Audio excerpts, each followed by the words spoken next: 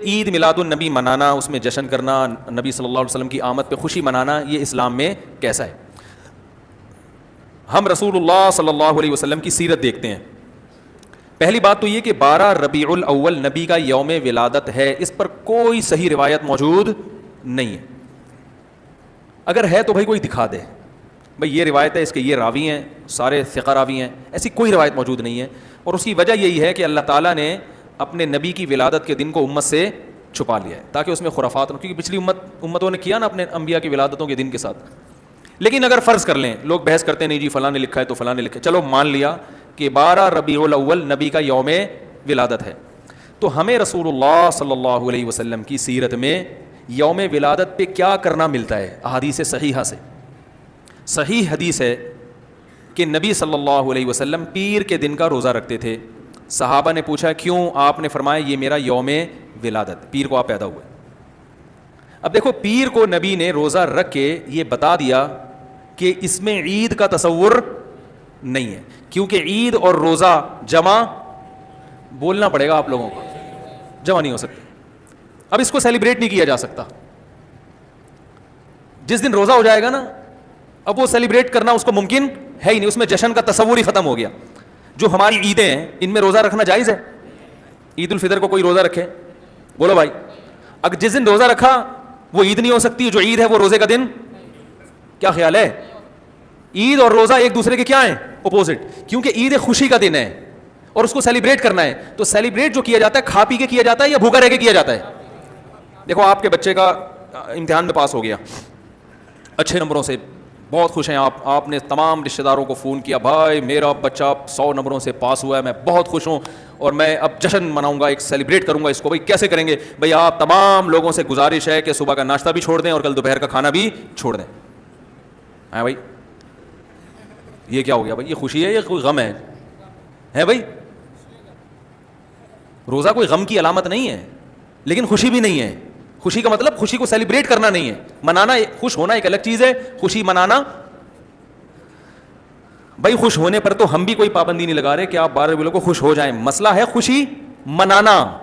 منانے کا صرف عید کو خوش ہونے پر کبھی بھی نہیں منائی جائے گی، صرف عید کے دن یا کوئی خوش یعنی یا کوئی کھانا کھلا کے.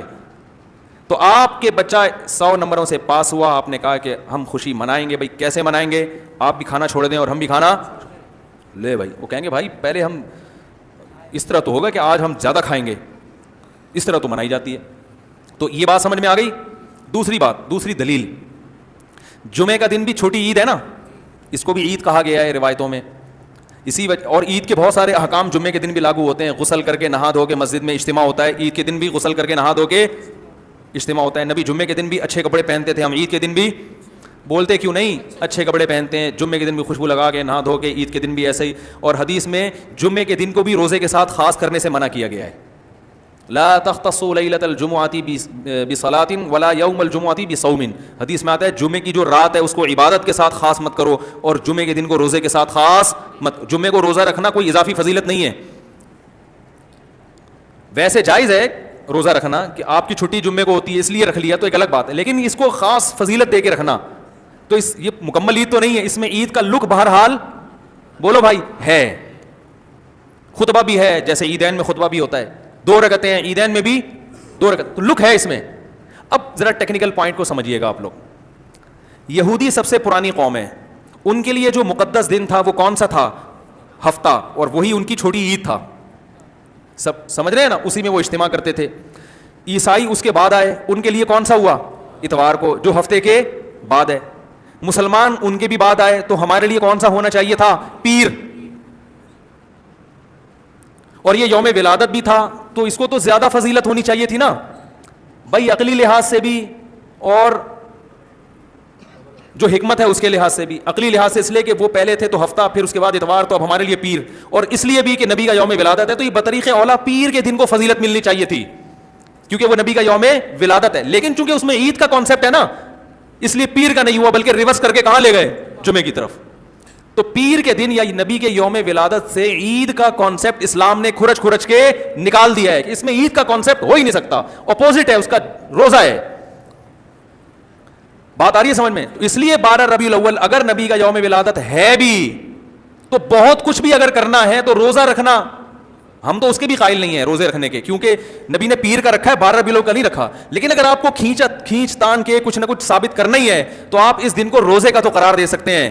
آپ اس دن کو سیلیبریٹ کرنا یا عید قرار دینا آپ کے لیے ممکن, قرآن و سنت نبی کی تعلیمات کے مطابق عید کا دن قرار دینا ممکن نہیں ہے, آپ ممکن نہیں ہے. دوسری بات, ابھی بات مکمل نہیں ہوئی ہے, ایک پوائنٹ اور رہ گیا.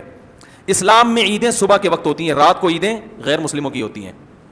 کرسمس زیادہ جوش و خروش سے کب منایا جاتا ہے, رات کو, کیونکہ اس میں ڈھول ڈھمکے ہوتے ہیں, لائٹنگ ہوتی ہے. لائٹنگ رات کو جچتی ہے, دن میں لائٹنگ بولو بھائی نہیں. جبکہ اسلام کے جو تہوار ہیں وہ کب ہوتے ہیں, صبح کے وقت. صبح آپ اشراق کے وقت آؤ گے, نماز پڑھو گے, سوئیاں کھاؤ گے, گلے ملو گے, پتلی گلی سے نکل لو. عید الاضحیٰ میں بھی صبح آؤ گے, نماز پڑھو گے, قربانی کرو گے, گوشت کھاؤ گے, ٹھیک ہے نا. یہ سب کام تبھی فقہاء نے لکھا ہے کہ مغرب کی نماز کے بعد جانور کو قربان کرنا مکروہ ہے, جائز ہے مگر مکروہ, کیونکہ شاعر اسلام میں سے دن میں ہوگا. یہ رات کو شریعت نے اس لیے نہیں رکھا کہ رات کا وقت نا گناہوں کی طرف لے جاتا ہے. جب خوشی منائی جاتی ہے تو رات کو انسان ٹریک سے ہٹنے کا خطرہ زیادہ ہوتا ہے. جبکہ 12 ربیع الاول کو جو عید منائی جاتی ہے وہ دن میں زیادہ منائی جاتی ہے, رات کو. ساری لائٹنگ رات کو ہوتی ہے, ساری جو نعت اور میوزک کے ساتھ وہ سب کب ہو رہا ہے, رات کو. یہ خود اسلام کے مزاج کے خلاف ہے. تو پتہ چلتا ہے بھائی, بہت معذرت کے ساتھ, کسی پہ طنز مقصد نہیں ہے. دیکھو اللہ اس کے رسول صلی اللہ علیہ وسلم کو فالو کرنا یہ عشق نبی ہے اصل. یاد رکھو, محبت میں جذبات پہ کنٹرول کرنا یہ زیادہ مشکل کام ہے, اور جذبات سے ہٹ کے, جذبات سے مغلوب ہو جانا یہ آسان بہت ہے, لیکن یہ حقیقی محبت کی علامت نہیں ہے. جب محبت ہو نا کسی کو تو اپنے جذبات کو حدود کے اندر رکھے, انسان محبت کا اظہار کرے.